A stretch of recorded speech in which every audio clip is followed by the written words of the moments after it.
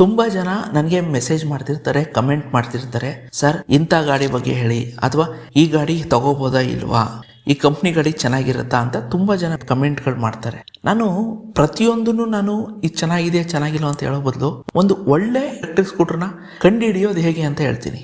ನೀವು ಕೂತ್ ಜಾಗದಲ್ಲೇ ಒಂದು 10-20 ನಿಮಿಷ ಟೈಮ್ ಸ್ಪೆಂಡ್ ಮಾಡಿ ಒಂದು ಒಳ್ಳೆ ಎಲೆಕ್ಟ್ರಿಕ್ ಕಂಪ್ನಿನ ಹೇಗೆ ಕಂಡು ಹಿಡಿಯಬಹುದು ಅಂತ ಈ ವಿಡಿಯೋದಲ್ಲಿ ಹೇಳ್ತೀನಿ. ಹಾಗಾದ್ರೆ ಬನ್ನಿ ವಿಡಿಯೋನ ಶುರು ಮಾಡೋಣ. ನೀವೊಂದು ಎಲೆಕ್ಟ್ರಿಕ್ ಗಾಡಿ ತಗೋತೀನಿ ಅಂತ ಹೋಗ್ತಿದ್ರೆ ನಾನೊಂದು 15 ಪಾಯಿಂಟ್ ಹೇಳ್ತೀನಿ. ದಯವಿಟ್ಟು ಮರೀದೇನೆ ಆ ಒಂದು 15 ಪಾಯಿಂಟ್ಗಳನ್ನ ಚೆಕ್ ಮಾಡಿ. ಆಗ ಖಂಡಿತವಾಗ್ಲೂ ನಿಮ್ಗೆ ಒಂದು ಒಳ್ಳೆ ಎಲೆಕ್ಟ್ರಿಕ್ ಗಾಡಿ ಕಂಪ್ನಿನ ಹುಡುಕ್ಬೋದು. ಮೊದಲನೇದಾಗಿ ಕನಿಷ್ಠ 5 ವರ್ಷ ಆಗಿರ್ಬೇಕು. ನೀವು ಯಾವ್ದಾದ್ರು ಒಂದು ಕಂಪ್ನಿಯ ಎಲೆಕ್ಟ್ರಿಕ್ ಗಾಡಿ ತಗೋಬೇಕು ಅಂತ ಹೋಗಿದ್ರೆ ನೀವು ಫಸ್ಟ್ ಚೆಕ್ ಮಾಡ್ಬೇಕಾಗಿರೋದು ಆ ಕಂಪ್ನಿ ಮಾರ್ಕೆಟ್ಗೆ ಬಂದು ಕನಿಷ್ಠ ಆದ್ರೂ 5 ವರ್ಷ ಆಗೈತಾ ಅಂತ ಚೆಕ್ ಮಾಡಿ. ಉದಾಹರಣೆಗೆ ನಾನು ಏತರ್ ಗಾಡಿ ತಗೋತೀನಿ ಅಂತ ಹೋದ್ರೆ ಫಸ್ಟ್ ಆಫ್ ಆಲ್ ನೀವು ಚೆಕ್ ಮಾಡಬೇಕಾಗಿರೋದು ಏತರ್ ಕಂಪ್ನಿ ಬಂದು ಎಷ್ಟು ವರ್ಷ ಆಗಿದೆ ಅಂತ. ಏತರ್ ಅವರು ಫಸ್ಟ್ ಗಾಡಿ ಲಾಂಚ್ ಮಾಡಿದ್ದು 2017-18ರಲ್ಲಿ.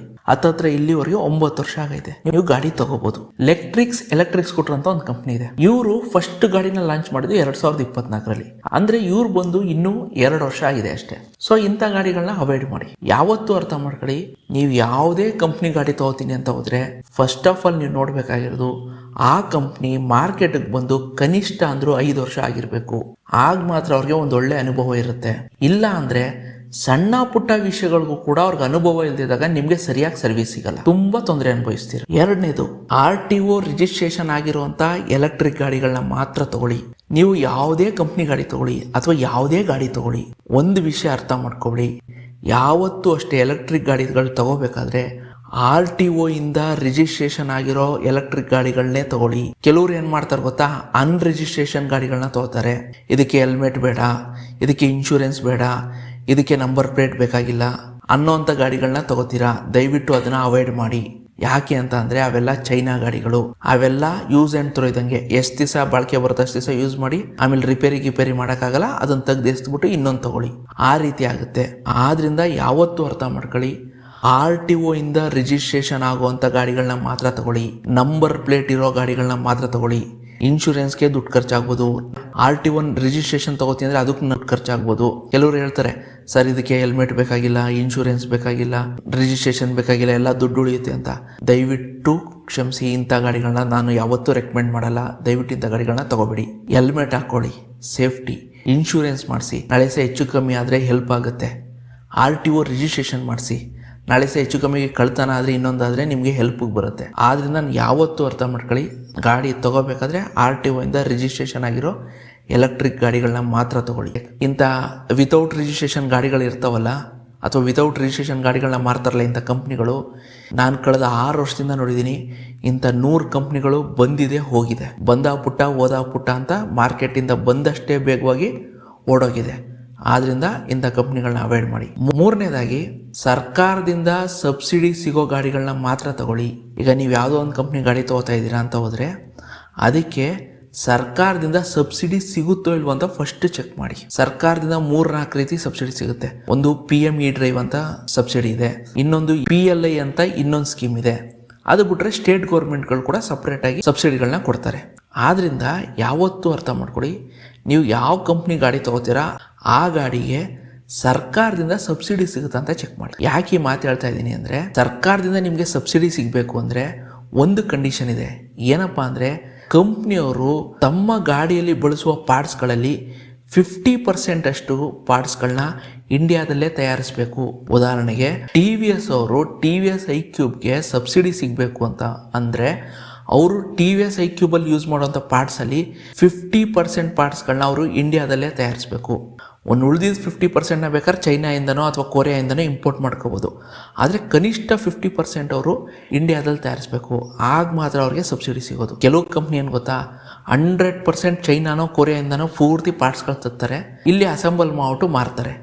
ಅಂಥ ಕಂಪ್ನಿ ಗಾಡಿಗಳನ್ನ ತೊಗೊಂಡ್ರೆ ಏನಾಗುತ್ತೆ, ಮುಂದಕ್ಕೊಂದು ದಿವಸ ಏನಾದರೂ ಪ್ರಾಬ್ಲಮ್ ಬಂದರೆ ನಿಮಗೆ ಈಸಿಯಾಗಿ ಪಾರ್ಟ್ಸ್ಗಳು ಸಿಗಲ್ಲ. ನಾಳೆ ರಿಪೇರಿಗೆ ಏನಾದರೂ ಬಂತು ಅಂದರೆ ತುಂಬ ಕಷ್ಟ ಆಗುತ್ತೆ ರಿಪೇರಿ ಮಾಡ್ಸೋಕ್ಕೆ. ಆದ್ದರಿಂದ ಯಾವತ್ತೂ ಅರ್ಥ ಮಾಡ್ಕೊಳ್ಳಿ, ನೀವು ಗಾಡಿ ತಗೊಳಕ್ಕೆ ಹೋದಾಗ ಫಸ್ಟ್ ಚೆಕ್ ಮಾಡಿ ಈ ಗಾಡಿಗೆ ಸರ್ಕಾರದಿಂದ ಸಬ್ಸಿಡಿ ಸಿಗುತ್ತೋ ಇಲ್ವೋ ಅಂತ. ಆ ಸರ್ಕಾರದಿಂದ ಸಬ್ಸಿಡಿ ಸಿಗುತ್ತೆ ಅಂದರೆ ಗಾಡಿ ತಗೊಳ್ಳಿ. ಇಲ್ಲ ಈ ಗಾಡಿಗೆ ಸರ್ಕಾರದಿಂದ ಸಬ್ಸಿಡಿ ಸಿಗೋಲ್ಲ ಅಂದರೆ ದಯವಿಟ್ಟು ಅಂಥ ಗಾಡಿಗಳನ್ನ ತಗೋಬೇಡಿ. 4ನೇದಾಗಿ ಬಂದು, ಕನಿಷ್ಠ ಅಂದ್ರೂ 100 ಶೋರೂಮ್ಗಳು ಇರಬೇಕು. ನೀವು ಯಾವುದೇ ಕಂಪ್ನಿ ಗಾಡಿ ತಗೊಳ್ಳಿ, ಆದರೆ ಮೊದಲನೇದಾಗಿ ನೀವು ನೋಡಬೇಕಾಗಿರೋದು ಆ ಕಂಪನಿಯವರು ಇಂಡಿಯಾದಲ್ಲಿ ಎಷ್ಟು ಶೋರೂಮ್ಗಳನ್ನ ಹೊಂದಿದ್ದಾರೆ ಅಂತ. ಮಿನಿಮಮ್ ಅಂದರೂ 100 ಶೋರೂಮ್ ಇರಬೇಕು. ಇತ್ತೀಚೆಗೆ ನಾನು ರಿವರ್ ಇಂಡಿ ರಿವ್ಯೂ ವಿಡಿಯೋ ಮಾಡಿದ್ದೆ. ಅದರಲ್ಲಿ ನಾನು ಹೇಳಿದೆ, ಆ ಕಂಪ್ನಿಯವರು ಇದುವರೆಗೆ ಒಂದು 55 ಶೋರೂಮ್ ಅಷ್ಟೇ ಇರೋದು ಅವ್ರ ಹತ್ರ. ಆದ್ದರಿಂದ ಆ ಕಂಪ್ನಿ ಗಾಡಿನ ತಗೋಬೇಡಿ. ಅವರು 100 ಶೋರೂಮ್ಗಳನ್ನ ಓಪನ್ ಮಾಡೋ ತನಕ ವೆಯ್ಟ್ ಮಾಡಿ. ಯಾಕೆ ಅಂತ ಅಂದರೆ ನಿಮಗೆ ಕನಿಷ್ಠ 100 ಶೋರೂಮ್ ಇದ್ರೆ ಮಾತ್ರ ನಿಮಗೆ ಸರಿಯಾಗಿ ಸರ್ವಿಸ್ ಸಿಗೋದು. ಕೆಲವು ಸತಿ ಏನಾಗುತ್ತೆ ಅಂದರೆ ಕೆಲವು ಡೀಲರ್ಗಳು ಶೋರೂಮ್ಗಳನ್ನ ತೆಗಿತಾರೆ, 1 ವರ್ಷ 2 ವರ್ಷ ನಡೆಸ್ತಾರೆ, ಆಮೇಲೆ ಲಾಸ್ ಮಾಡಿಕೊಂಡು ಆ ಶೋರೂಮ್ನ ಮುಚ್ಚಿಬಿಡ್ತಾರೆ. ಆಗ ನಿಮ್ಗೇನಾಗುತ್ತೆ, ಸರಿಯಾಗಿ ಸರ್ವಿಸ್ ಸಿಗಲ್ಲ. ಆದ್ದರಿಂದ ನೀವು ಯೋಚನೆ ಮಾಡಬೇಕಾಗಿರೋದು, ನಾನು ತಗೊಳ್ಳೋವಂಥ ಕಂಪ್ನಿಯವರು ಎಷ್ಟು ಶೋರೂಮ್ಗಳನ್ನ ಹೊಂದಿದ್ದಾರೆ. ಮಿನಿಮಮ್ 100 ಶೋರೂಮ್ ಇರಬೇಕು. ಅದ್ರ ಜೊತೆಗೆ ನಿಮ್ಮೂರಲ್ಲಿ ಕನಿಷ್ಠ ಅಂದ್ರೂ 2 ಶೋರೂಮ್ ಇರಬೇಕು. ಈಗ ನೀವು ಮೈಸೂರವರು ಅಂದರೆ ಮೈಸೂರಲ್ಲಿ ಮಿನಿಮಮ್ 2 ಆದರೂ ಶೋರೂಮ್ ಇರಬೇಕು. ನೀವು ಬೆಂಗಳೂರವರು ಅಂದರೆ ಬೆಂಗಳೂರಲ್ಲಿ ಮಿನಿಮಮ್ 2 ಇರಬೇಕು. ಇಲ್ಲ ಸರ್ ನಾನು ಮಂಗಳೂರವನು ಅಂದರೆ ಮಂಗಳೂರಲ್ಲಿ ಮಿನಿಮಮ್ 2 ಆದರೂ ಇರಬೇಕು. ನೀವು ಯಾವುದೇ ಊರವರಾಗಿ ನಿಮ್ಮೂರಲ್ಲಿ ಕನಿಷ್ಠ ಅಂದರೂ ಆ ಕಂಪ್ನಿಯ 2 ಶೋರೂಮ್ ಇರಬೇಕು. ಯಾಕೆ ಅಂತ ಅಂದರೆ ಮುಂದಕ್ಕೆ ಏನಾದರೂ ಒಂದು ಶೋರೂಮ್ ಮುಚ್ಚೋದ್ರೂ ಕೂಡ ಇನ್ನೊಂದು ಶೋರೂಮಲ್ಲಿ ಹೋಗಿ ನೀವು ಸರ್ವಿಸ್ ಮಾಡಿಸ್ಬೋದು. ಇಲ್ಲ ಅಂದರೆ ತುಂಬ ಕಷ್ಟ ಆಗುತ್ತೆ. ಯಾಕೆ ಹೇಳಿ ಈ ಮಾತು ಹೇಳ್ತಾ ಇದ್ದೀನಿ ಅಂದರೆ ಇತ್ತೀಚೆಗೆ ಇಂಡಿಯಾದಲ್ಲಿ ತುಂಬ ಜನ ಡೀಲರ್ಗಳು ಎಲೆಕ್ಟ್ರಿಕ್ ಶೋರೂಮ್ಗಳನ್ನ ನಡ್ಸೋಕ್ಕಾಗದೆ ಮುಚ್ಕೊ ಹೋಗ್ತಾ ಇದ್ದಾರೆ. ಕಾರಣ ಇಷ್ಟೇ, ಗಾಡಿಗಳು ಅಂದ್ಕೊಳ್ಳೋ ಮಟ್ಟಿಗೆ ಸೇಲ್ ಆಗ್ತಾ ಇಲ್ಲ. ಇಂಡಿಯಾದಲ್ಲಿ ಇವತ್ತು ಸೇಲ್ ಆಗ್ತಿರೋದು ಬರೀ 5% ಅಷ್ಟೇ. ಜನ ಇವತ್ತು ಇಂಡಿಯಾದಲ್ಲಿ 100 ಗಾಡಿಗಳನ್ನ ತಗೊಂಡ್ರೆ ಅದರಲ್ಲಿ 5 ಗಾಡಿ ಮಾತ್ರ ಎಲೆಕ್ಟ್ರಿಕ್ ಗಾಡಿ, ಇನ್ನು ಮಿಕ್ಕಿದ 95 ಗಾಡಿಗಳು ಪೆಟ್ರೋಲ್ದು. ಆದ್ರಿಂದ ಏನಾಗ್ತಾಯಿದೆ, ಡೀಲರ್ಗಳಿಗೆ ಅಂತ ಹೇಳ್ಕೊಳ್ಳೋ ಮಟ್ಟಿಗೆ ಲಾಭ ಆಗ್ತಾ ಇಲ್ಲ. ತುಂಬ ಜನ ಏನು ಮಾಡ್ತಾರೆ, ಲಾಸ್ ಮಾಡಿಕೊಂಡು ಮುಚ್ಚಿಬಿಡ್ತಾರೆ. ಆದ್ರಿಂದ ಹೇಳ್ತಾ ಇದ್ದೀನಿ, ಯಾವತ್ತೂ ಅರ್ಥ ಮಾಡ್ಕೊಳ್ಳಿ, ಯಾವುದೇ ಕಂಪ್ನಿ ಗಾಡಿ ತೊಗೊಳ್ಳಿ, ಆದರೆ ಆ ಕಂಪ್ನಿಯವರು ಮಿನಿಮಮ್ ಅಂದರೂ 100 ಶೋರೂಮ್ಗಳನ್ನ ಹೊಂದಿರಬೇಕು. ಅಷ್ಟೇ ಅಲ್ಲದೆ ನಿಮ್ಮೂರಲ್ಲಿ ಮಿನಿಮಮ್ ಅಂದರೂ 2 ಶೋರೂಮ್ ಇರಬೇಕು. ಆಗ ಮಾತ್ರ ಅಂತ ಕಂಪ್ನಿ ಗಾಡಿಗಳನ್ನ ತಗೊಳ್ಳಿ. ಅದಾದ್ಮೇಲೆ ಇದಕ್ಕಿಂತ ಮುಂಚೆನೆ ಯಾರಾದರೂ ಡೀಲರು ಶೋರೂಮ್ನ ಮುಚ್ಕೋಗಿದಾರ ಅಂತ ನೋಡಿ. ಕೆಲವು ಶೋರೂಮ್ಗಳು ರೀಲೊಕೇಟ್ ಆಗಿರುತ್ತೆ, ಈ ಏರಿಯಾದಿಂದ ಪಕ್ಕದ ಏರಿಯಾಗೆ ರೀಲೊಕೇಟ್ ಮಾಡಿರ್ತಾರೆ. ಅಂಥ ಶೋರೂಮ್ಗಳಿಗೆ ತಲೆ ಕೆಡಿಸ್ಕೊಬಿಡಿ. ಕೆಲವು ಶೋರೂಮ್ಗಳು ಲಾಸ್ ಮಾಡಿಕೊಂಡು ಡೀಲರ್ಗಳು ಶೋರೂಮ್ನ ಮುಚ್ಚಿಬಿಟ್ಟಿರ್ತಾರೆ. ಅಂಥ ಕಂಪ್ನಿ ಶೋರೂಮ್ಗಳಿದೆಯಾ ಅಂತ ಫಸ್ಟ್ ಚೆಕ್ ಮಾಡಿ. ಅಂಥದ್ದು ಯಾವುದಾದ್ರು ಕಂಪ್ನಿ ಶೋರೂಮ್ ಇತ್ತು ಅಂದರೆ ದಯವಿಟ್ಟು ಅಂಥ ಗಾಡಿಗಳನ್ನ ತಗೋಬೇಡಿ. ಯಾಕೆ ಅಂತಂದರೆ ಇವತ್ತು ಒಬ್ಬ ಡೀಲರ್ ಮುಚ್ಚಿದ್ದಾನೆ ಅಂದರೆ ನಾಳೆ ಖಂಡಿತವಾಗ್ಲೂ ಮಿಕ್ಕಿದ ಡೀಲರ್ಗಳು ಮುಚ್ತಾರೆ. ಇದಕ್ಕೆ ಬೆಸ್ಟ್ ಉದಾಹರಣೆ ಯಾವುದು ಅಂದರೆ ಪ್ಯೂರ್ ಇವಿ ಗಾಡಿ. ನಾನು ಪ್ಯೂರ್ ಇವಿ ಗಾಡಿನ 3 ವರ್ಷದಿಂದ ತೊಗೊಂಡಿದ್ದೆ. ತಗೋಬೇಕಾದ್ರೆ ತುಂಬ ಶೋರೂಮ್ಗಳಿತ್ತು. ಇವತ್ತು ಬೆಂಗಳೂರಲ್ಲಿ ಹುಡುಕ್ತೀನಿ ಅಂದರೆ 1-2, ಒಂದು ಟೈಮಲ್ಲಿ ನನಗೆ ಗೊತ್ತಿರೋಂಗೆ ಒಂದು 7-8 ಇತ್ತು. ಈಗ ಒಂದೇ ಒಂದು ಶೋರೂಮ್ ಏನೋ ಇರಬೇಕು ಅಂದ್ಕೋತೀನಿ, ಎಲ್ಲ ಮುಚ್ಚಿಬಿಟ್ರು ಲಾಸ್ ಮಾಡಿಕೊಂಡು. ಅದಕ್ಕೇ ಚೆಕ್ ಮಾಡಿ ಯಾವತ್ತೂ ಶೋರೂಮ್ಗಳೇನಾದರೂ ಇದಕ್ಕಿಂತ ಮುಂಚೆನೇ ಅದರ ಶೋರೂಮ್ ಮುಚ್ಕೋಗಿದ್ದಾರೆ ಲಾಸ್ ಮಾಡಿಕೊಂಡು ಅಂತ. ಮುಂದಿನ ಪಾಯಿಂಟ್ ಬಂದು ರೇಟು. ಯಾವತ್ತೂ ಅರ್ಥ ಮಾಡ್ಕೊಳ್ಳಿ, ಎಲೆಕ್ಟ್ರಿಕ್ ಗಾಡಿಗಳಿಗೆ ತುಂಬ ಜಾಸ್ತಿ ದುಡ್ಡನ್ನ ಇನ್ವೆಸ್ಟ್ಮೆಂಟ್ ಮಾಡಬೇಡಿ. ಅದು ಯಾವತ್ತಿದ್ರೂ ವೇಸ್ಟೇ. ಯಾಕೆ ಅಂತ ಅಂದರೆ ಇವತ್ತಿನ ದಿವಸ ನೀವೇನಾದರೂ ಒಂದು ಎಲೆಕ್ಟ್ರಿಕ್ ಗಾಡಿ ತಗೋತೀನಿ ಅಂತ ಹೋದರೆ ಮ್ಯಾಕ್ಸಿಮಮ್ ಅಂದರೆ 1.25 ಲಕ್ಷ ಅಷ್ಟೇ ನೀವು ಬಜೆಟ್ ಇಟ್ಕೋಬೇಕು. ಮಿನಿಮಮ್ ಅಂದರೆ ಒಂದು 80,000, ಮ್ಯಾಕ್ಸಿಮಮ್ ಅಂದರೆ 1.25 ಲಕ್ಷ. ಇಷ್ಟೇ ನಿಮ್ಮ ಬಜೆಟ್ ಇರಬೇಕು. ಅದ್ರ ಮೇಲೆ ಜಾಸ್ತಿ ಆಗಬಾರ್ದು. ಅದಕ್ಕೆ ಹೇಳೋದು, ಏತರ ಗಾಡಿಗಳನ್ನ ಆದಷ್ಟು ಅವಾಯ್ಡ್ ಮಾಡಿ. ಯಾಕಂದರೆ ಏತರ ಗಾಡಿಗಳು ಇವತ್ತು 2 ಲಕ್ಷ ಇದೆ. ನೀವು ಹೇಳ್ಬೋದು ಏತರ ಗಾಡಿ 2 ಲಕ್ಷ ಇದೆ, ಚೆನ್ನಾಗಿದೆ, ಕ್ವಾಲಿಟಿ ಚೆನ್ನಾಗಿದೆ ಅಂತ. ಆದರೆ ಒಂದು ವಿಷಯ ಅರ್ಥ ಮಾಡ್ಕೊಳ್ಳಿ, ನೀವು ತಗೋತಿರೋದು ಎಲೆಕ್ಟ್ರಿಕ್ ಐಟಮ್ಸು. ಯಾವತ್ತೂ ಅಷ್ಟೇ ಎಲೆಕ್ಟ್ರಿಕ್ ಐಟಮ್ಸ್ಗಳು ಫ್ಯೂಚರಲ್ಲಿ ಅಂದರೆ ಭವಿಷ್ಯದಲ್ಲಿ ರೇಟ್ ಕಮ್ಮಿ ಆಗುತ್ತೆ ಹೊರತು ಜಾಸ್ತಿ ಆಗಲ್ಲ. ನಾನೊಂದು ಉದಾಹರಣೆ ಸಮೇತ ಹೇಳ್ತೀನಿ, ಕೇಳಿಸ್ಕೊಳ್ಳಿ. ನಾವು ನಮ್ಮ ಮನೆಗೆ 2003ರಲ್ಲಿ ಒಂದು ಟಿವಿ ತೊಗೊಂಡ್ವಿ. ಅವತ್ತಿನ ದಿವಸ ಆ ಟಿವಿ ರೇಟ್ ಬಂದು 16,000 ಇತ್ತು 2003ರಲ್ಲಿ. ಅದಾದ್ಮೇಲೆ ಒಂದು 12 ವರ್ಷ ಬಿಟ್ಟು 2015ರಲ್ಲಿ ಇನ್ನೊಂದು ಟಿವಿ ತೊಗೊಂಡ್ವಿ. ಆ ಟಿವಿ ಬಂದು LCD ಟಿವಿ, LG ಕಂಪ್ನಿದು. ಆಗ ಅದರ ರೇಟ್ ಬಂದು 17,000 ರೂಪಾಯಿ. ಇತ್ತೀಚೆಗೆ ಅಂದರೆ 10 ವರ್ಷ ಬಿಟ್ಟು ಈ ವರ್ಷ 2026 ಹೋದ ತಿಂಗಳಲ್ಲಿ ಒಂದು ಟಿವಿ ತೊಗೊಂಡ್ವಿ, ಚೈನಾ ಕಂಪ್ನಿದು, 50 ಇಂಚಿನ ಟಿವಿ. ಗೂಗಲ್ ಆಂಡ್ರಾಯ್ಡ್ OS ಎಲ್ಲ ಇದೆ, ಚೆನ್ನಾಗಿದೆ ಟಿವಿ. ಅದ್ರ ರೇಟ್ ಎಷ್ಟು ಗೊತ್ತಾ? ಬರೀ 15,500 ರೂಪಾಯಿ. ಮೊನ್ನೆ ಯಾವುದೋ ಆಫರ್ ಇತ್ತು, ಕ್ರೆಡಿಟ್ ಕಾರ್ಡ್ ಆಫರ್ ಎಲ್ಲ ಸೇರಿ 15,500 ರೂಪಾಯಿಗೆ ಸಿಕ್ತು. ಯಾಕೆ ಈ ಮಾತು ಹೇಳ್ತಿದ್ದೀನಿ ಅಂದರೆ 22 ವರ್ಷದಿಂದ ತಗೊಂಡಿದ್ದ ಟಿವಿ ರೇಟು ಇವತ್ತು ಅಷ್ಟೇ ಇದೆ. ಇಂಚಸ್ ಜಾಸ್ತಿ ಆಗ್ತದೆ. ನಾವು ಫಸ್ಟ್ ಟಿವಿ ತಗೊಂಡಿದ್ದು 24 ಇಂಚಿಂದು, ಈಗ 50 ಇಂಚಿಂದು. ಈಗ ಅವಾಗ ಬರೀ ಗೊತ್ತಲ್ಲ ನಿಮಗೆ, ದೊಡ್ಡ ಟಿವಿ, ಪ್ಲಾಸ್ಮಾ ಟಿವಿ, ದೊಡ್ಡ ಟಿವಿ ಇತ್ತಲ್ಲ ಅಂಥವು. ಈಗ ಹೋಗಿ ಎಷ್ಟು ತಿನ್ನ ಟಿವಿ ಬಂದಿದೆ ಅಂದರೆ ಅಲ್ಲಿ ಟಿವಿ ಇದೆ ಅನ್ನೋದೇ ಗೊತ್ತಲ್ಲ, ಅಷ್ಟು ತಿನ್ನ ಟಿವಿ, ಆಂಡ್ರಾಯ್ಡ್ OS ಇದೆ, ಎಲ್ಲ ಇದೆ. ಎಷ್ಟು? ಬರೀ 15,000, 50 ಇಂಚಿನ ಟಿವಿ. ಯಾಕೆ ಮಾತು ಹೇಳ್ತಿದ್ದೀನಿ ಅಂದರೆ ಹೋಯ್ತಾ ನಿಮಗೆ ಎಲೆಕ್ಟ್ರಿಕ್ ಐಟಮ್ಗಳ ಬೆಲೆ ಏನಿದೆ ಅದು ಕಮ್ಮಿ ಆಗ್ತಾ ಹೋಗುತ್ತೆ. ಕಾರಣ ಏನಪ್ಪಾ ಅಂದರೆ ಮಾಸ್ ಪ್ರೊಡಕ್ಷನ್. ಇವತ್ತಿನ ದಿವಸ ಇಂಡಿಯಾದಲ್ಲಿ ಪ್ರತಿ ತಿಂಗಳು 1 ಲಕ್ಷ ಎಲೆಕ್ಟ್ರಿಕ್ ಸ್ಕೂಟರ್ಗಳು ಮಾರಾಟ ಆಗ್ತಾ ಇದೆ. ಮುಂದಕ್ಕೊಂದು ದಿವಸ ಏನಾದರೂ ಅದು 10 ಲಕ್ಷಕ್ಕೆ ಏರ್ತು ಅಂದರೆ ಕಂಪ್ನಿಗಳು ಮಾಸ್ ಪ್ರೊಡಕ್ಷನ್ ಮಾಡಿದಾಗ ಆ ರೇಟ್ ಇನ್ನೂ ಕಮ್ಮಿ ಆಗುತ್ತೆ. ಅದಕ್ಕೆ ನೋಡಿ ಟಿ ವಿ ಎಸ್ ಅವರು starting T V S iQube ಬಿಟ್ಟಾಗ 1,60,000 ಇತ್ತು. ಈಗ ಮೊನ್ನೆ ಟಿ ವಿ ಎಸ್ ಆರ್ಬಿಟ್ರ್ ಬಿಟ್ಟಿದ್ದಾರೆ 1,10,000 ರೂಪಾಯಿ. ಬಜಾಜ್ ಚೇತಕರು ಫಸ್ಟ್ ಲಾಂಚ್ ಮಾಡಿದಾಗ 1,30,000 ರೂಪಾಯಿನ ಇತ್ತು. ಈಗ ಮೊನ್ನೆ ಹೊಸ ವರ್ಷನ ಬರೀ 87,000ಕ್ಕೆ ಲಾಂಚ್ ಮಾಡಿದ್ದಾರೆ. ಇದೇ ಆಗೋದು, ನಿಮಗೆ ಹೋಯ್ತಾ ಎಲೆಕ್ಟ್ರಿಕ್ ಗಾಡಿಗಳ ಬೆಲೆ ಕಮ್ಮಿ ಆಗುತ್ತೆ, ಜಾಸ್ತಿ ಆಗಲ್ಲ. ಯಾಕೆ ಅಂತಂದ್ರೆ ಮಾಸ್ ಪ್ರೊಡಕ್ಷನ್ ಮಾಡ್ದಂಗೆ ಎಲೆಕ್ಟ್ರಿಕ್ ಐಟಮ್ಗಳದ್ದು ಬೆಲೆ ಕಮ್ಮಿ ಆಗ್ತಾ ಬರುತ್ತೆ. ಆದ್ರಿಂದ ದಯವಿಟ್ಟು ಜಾಸ್ತಿ ದುಡ್ಡು ಕೊಟ್ಟು ಎಲೆಕ್ಟ್ರಿಕ್ ಸ್ಕೂಟರ್ನ ತಗೋಬೇಡಿ, ಕಮ್ಮಿ ದುಡ್ಡಲ್ಲೇ ತಗೊಳ್ಳಿ. ಆದಷ್ಟು ಬೇಸಿಕ್ ವರ್ಷನ್ನೇ ತಗೊಳ್ಳಿ, ಟಾಪ್ ಎಂಡ್ಗಳಿಗೆ ಹೋಗಬೇಡಿ.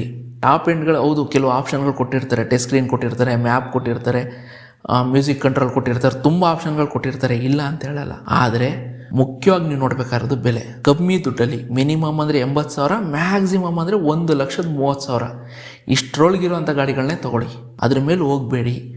ಮುಂದೊಂದು ಪಾಯಿಂಟ್ ಬಂದು, ನೀವು ಯಾವ ಕಂಪ್ನಿ ಗಾಡಿ ತೊಗೋಬೇಕು ಅಂದ್ಕೊಂಡಿದ್ದೀರಾ ದಯವಿಟ್ಟು ಆ ಕಂಪ್ನಿ ಗಾಡಿಯ ನೆಗೆಟಿವ್ ರಿವ್ಯೂನ ನೋಡಿ. ನೀವು ಯೂಟ್ಯೂಬ್ಗಾದ್ರೂ ಹೋಗಿ, ಫೇಸ್ಬುಕ್ಗಾದ್ರೂ ಹೋಗಿ, ಇಲ್ಲ ಟ್ವಿಟರ್ಗಾದ್ರೂ ಹೋಗಿ, ಆ ಕಂಪ್ನಿ ಗಾಡಿ ಬಗ್ಗೆ ಯಾರ್ಯಾರು ನೆಗೆಟಿವ್ ಆಗಿ ರಿವ್ಯೂ ಮಾಡಿದ್ದಾರೆ ಫಸ್ಟ್ ಅದನ್ನು ನೋಡಿ. ದಯವಿಟ್ಟು ಪಾಸಿಟಿವ್ ರಿವ್ಯೂನ ನೋಡಬೇಡಿ. ಅವೆಲ್ಲ PR, ದುಡ್ಡು ಕೊಟ್ಟು ಪಾಸಿಟಿವ್ನ ಹೇಳ್ಸಿರ್ತಾರೆ, ಅಂಥ ಮಾತುಗಳನ್ನ ನಂಬಕ್ಕೆ ಹೋಗಬೇಡಿ. ಯಾವತ್ತು ಯಾವ ಕಂಪ್ನಿಯ ಗಾಡಿ ತಗೋಬೇಕು ಅಂದ್ಕೊಂಡಿದ್ರೋ ಆ ಕಂಪನಿಯ ನೆಗೆಟಿವ್ ರಿವ್ಯೂಗಳನ್ನ ನೋಡಿ. ಅಷ್ಟೇ ಅಲ್ಲದೆ ಕನಿಷ್ಠ 25,000 ಕಿಲೋಮೀಟರ್ ಓಡಿಸಿರುವಂಥ ಕಸ್ಟಮರ್ಗಳ ರಿವ್ಯೂ ನೋಡಿ. ಕೆಲವ್ರು ಬರ್ತಾರೆ ಯೂಟ್ಯೂಬರ್ಗಳು, ದುಡ್ಡು ಇಸ್ಕೋತಾರೆ, ಈ ಗಾಡಿ ಹಂಗಿದೆ, ಈ ಗಾಡಿ ಹಿಂಗಿದೆ, ಇದು ಚಿಂದಂಥ ಗಾಡಿ, ಇದು ಆಕಾಶದಿಂದ ಉದುರ್ಬಿಟ್ಟಿದೆ, ಈ ರೀತಿ ಎಲ್ಲ ಸುಳ್ಳುಗಳನ್ನ ಹೇಳ್ತಾರೆ. ದಯವಿಟ್ಟು ಅವ್ರ ಮಾತುಗಳನ್ನ ನಂಬೇಡಿ. ಅವೆಲ್ಲ PR, ದುಡ್ಡು ಕೊಟ್ಟು ಹೇಳಿಸುವಂಥದ್ದು. ಸೊ ನೀವು ಯಾವತ್ತೂ ಅಷ್ಟೇ ಯಾವುದಾದ್ರೂ ಕಂಪ್ನಿಯ ರಿವ್ಯೂ ನೋಡಬೇಕಾದ್ರೆ ಫಸ್ಟು ನೆಗೆಟಿವ್ ರಿವ್ಯೂ ನೋಡಿ. ಎರಡನೇದಾಗಿ ನಿಜವಾದ ಕಸ್ಟಮರ್ಗಳ ರಿವ್ಯೂ ಕೇಳಿ. ನಿಜವಾದ ಕಸ್ಟಮರ್ ಯಾರು ಅಂದರೆ ಕನಿಷ್ಠ ಆ ಗಾಡಿನ 25,000 ಕಿಲೋಮೀಟರ್ ಯಾರು ಓಡಿಸಿರ್ತಾರೆ ಅವ್ರ ರಿವ್ಯೂಗಳನ್ನ ನೋಡಿ.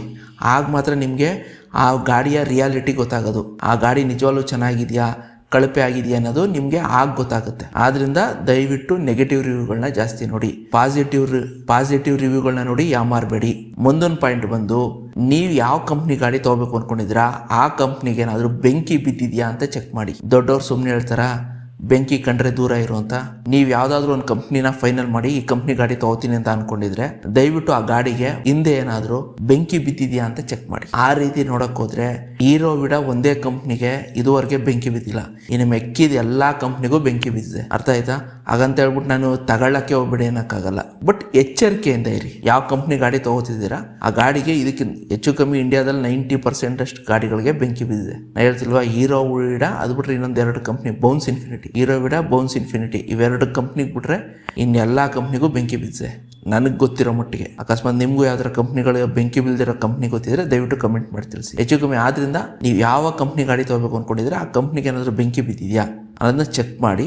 ಆದಷ್ಟು ಇಂಥ ಕಂಪ್ನಿಗಳಿಂದ ದೂರ ಇರಿ. ಸ್ನೇಹಿತರೆ, ಈಗ ಏನು ನಾನು ಹೇಳ್ತಾ ಇದ್ದೀನಿ ಇದು ತುಂಬ ಲೆಂತ್ ಆಯಿತು, ಆದ್ದರಿಂದ ನಿಮಗೆ ಇಂಟ್ರೆಸ್ಟ್ ಇರಲ್ಲ ಅನ್ನೋ ಕಾರಣಕ್ಕೆ ನಾನೇನು ಮಾಡಿದ್ದೀನಿ, ಇದನ್ನ 2 ಪಾರ್ಟಾಗಿ ಡಿವೈಡ್ ಮಾಡಿದ್ದೀನಿ. ಈಗ ಮೊದಲನೇ ಭಾಗ ಬಿಡುಗಡೆ ಮಾಡಿದ್ದೀನಿ, ಇನ್ನೊಂದು ಭಾಗನ ಇನ್ನೊಂದು 10 ದಿವಸದಲ್ಲಿ ಬಿಡುಗಡೆ ಆಗುತ್ತೆ. ಆಲ್ರೆಡಿ ಅದು ರೆಡಿ ಆಗಿದೆ, 2 ಕೂಡ ಒಟ್ಟಿಗೆ ರೆಡಿ ಮಾಡಿದ್ದೀನಿ. ಬಟ್ ಮಧ್ಯದಲ್ಲಿ ಕಟ್ ಮಾಡಿದ್ದೀನಿ, ಯಾಕಂದರೆ ತುಂಬ ಲೆಂತಿ ಆಗೋಯಿತು, ಜನ ನೋಡೋಕ್ಕೆ ಇಷ್ಟಪಡಲ್ಲ ಅನ್ನೋ ಕಾರಣಕ್ಕೆ 2 ಪಾರ್ಟಾಗಿ ಕಟ್ ಮಾಡಿದ್ದೀನಿ. ಈಗ ಮೊದಲನೇ ಪಾರ್ಟ್ ಬಂದರೆ ಇನ್ನು 10 ದಿವಸ ಆದಮೇಲೆ 2ನೇ ಪಾರ್ಟ್ ಬರುತ್ತೆ. ದಯವಿಟ್ಟು ವೆಯ್ಟ್ ಮಾಡಿ, ಅದನ್ನು ಕೂಡ ವಿಡಿಯೋ ನೋಡಿ, ನಿಮಗೆ ಆವಾಗ ನಿಮಗೆ ಫುಲ್ ಡೀಟೇಲಾಗಿ ಗೊತ್ತಾಗುತ್ತೆ. ಅಷ್ಟೇ.